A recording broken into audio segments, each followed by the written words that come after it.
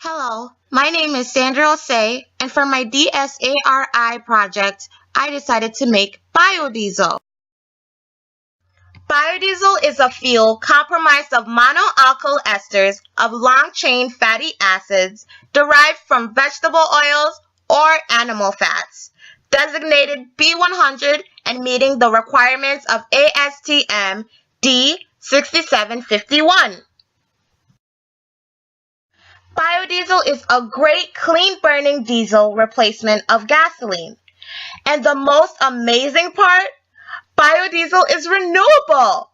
According to the EPA, biodiesel emits approximately 87% less greenhouse gases when compared to petroleum-based diesel, and 57% less greenhouse gases overall.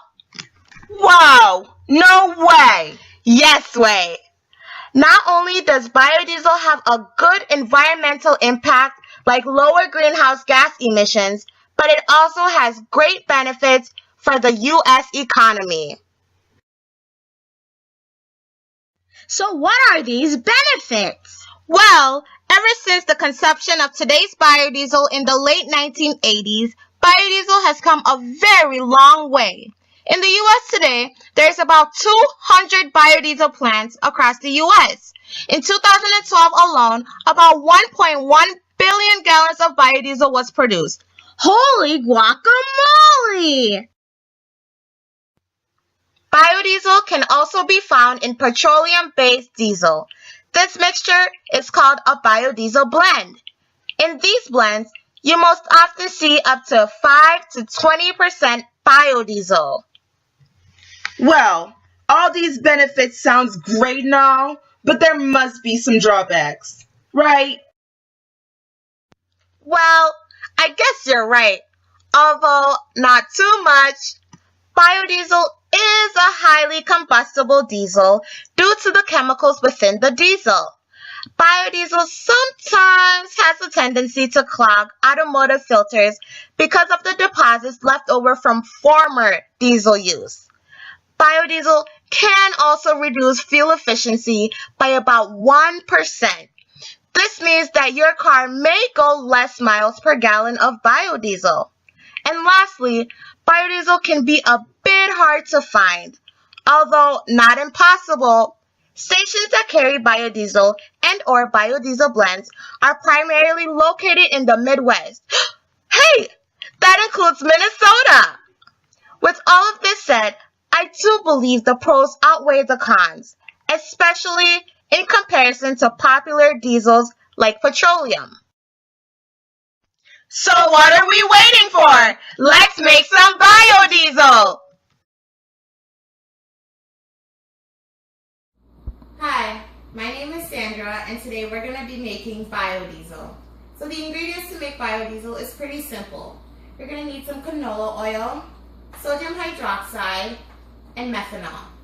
You're going to need a saucepan to heat your oil in, a measuring cup to measure your oil, a funnel, a thermometer, a spoon for mixing, a mason jar, some gloves for protection, and a scale to measure out your sodium hydroxide.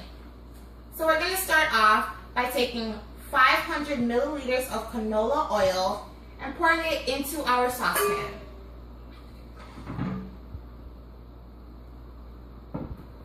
We're now going to take our gas saucepan over to the stove to heat it up.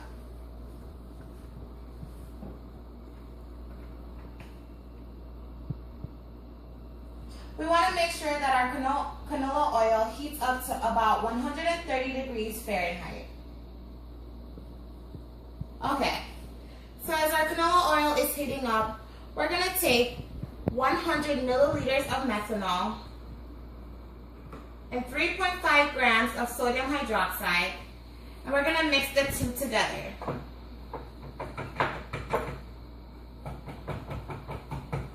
Our sodium hydroxide is acting as our catalyst. You want to take your spoon and mix up these two until the sodium hydroxide is completely dissolved. This might take 10 to 15 minutes.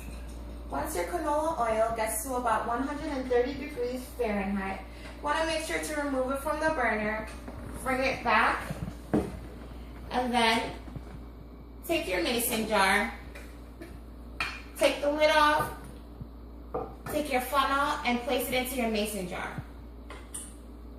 What you want to do next is carefully pour your canola oil into the mason jar.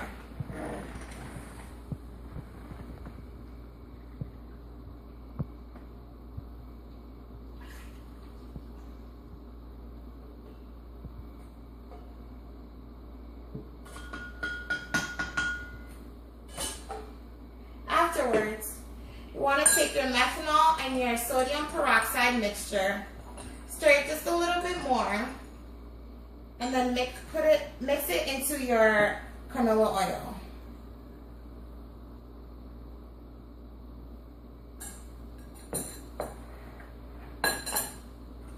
Put the mason jar lid back on. Make sure it's very tight, and then shake. Shake for 5 minutes until everything is dissolved.